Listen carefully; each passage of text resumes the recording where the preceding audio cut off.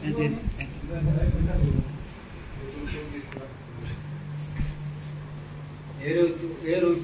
नूतन नवनिर्मित एमएलए नवरंगपुर श्रीजुत गौरी माझी प्रतिक्रिया नेबा से केते उत्साह होती जितबार नवरंगपुर निर्वाचन कौन करेंगे आगामी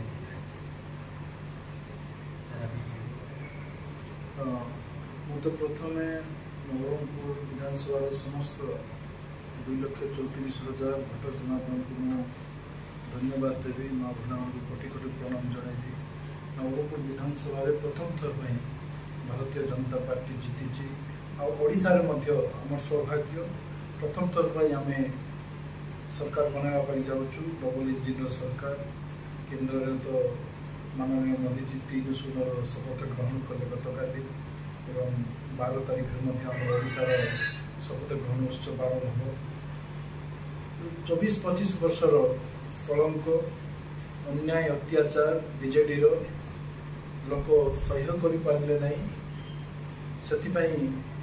लोक मन गोटे परिवर्तन लहर थिला और माननीय यशस्वी प्रधानमंत्री मोदी जी मोदी ग्यारंटी काम मोदी जी नेतृत्व गत 10 वर्ष मध्य भारत वर्ष जमीती उन्नति होती भारत को पृथ्वीर पंचम आर्थिक देश भाव प्रतिपादन कराई भारतीय जनता पार्टी अनुशासन को भारतीय जनता पार्टी नेता यशस्वी प्रधानमंत्री जी नेतृत्व को मोदी ग्यारंटी को ओडिशा तथा नवरंगपुर समस्त नागरिक ग्रहण करी ओडिशा रे सरकार होगापाई गत 25 वर्षर दुर्नीति को हटाइबार मन बदल सरकार कराई आम जो आशा नहीं लोक जो इश्यू नहीं कि जाइलु नवरंगपुर केन्द्र योजना पठेला राजनैतिक अभिसंधि रखी नवरंगपुर 9 वर्ष है रेल मंजूर होते जमी अधिग्रहण हो पारा नहीं यशस्वी केन्द्र मंत्री धर्मेंद्र प्रधान जी 500 कोटी टंका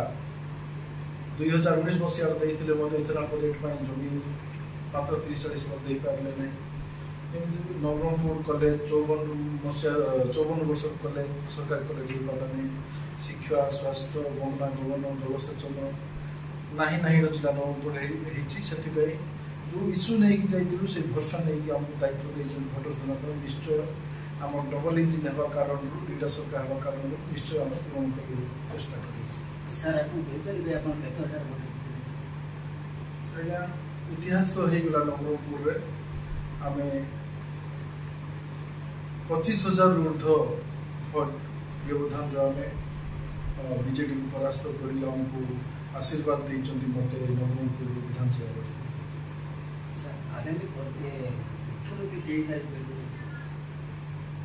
जितेबाला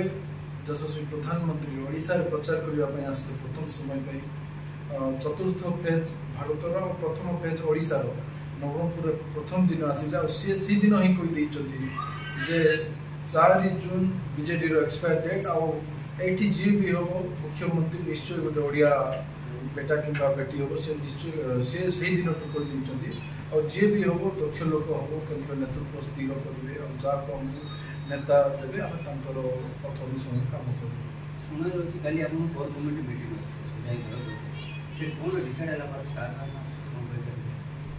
गला जना पड़े भारतीय जनता पार्टी समस्त दक्ष कार्यकर्ता मंत्री जी कहते साधारण कार्यकर्ता सेमती समस्ते भारतीय जनता पार्टी दक्ष लोक अच्छा जहाँ नेतृत्व आशा नहीं देवे से निश्चय करेंगे आप मानव गणमाध्यम शुणा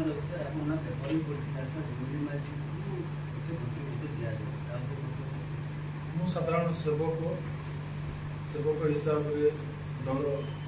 विश्वास रखिकी जो काम दब मुझे निर्वाह कर धन्यवाद सर। गौरी माझी आप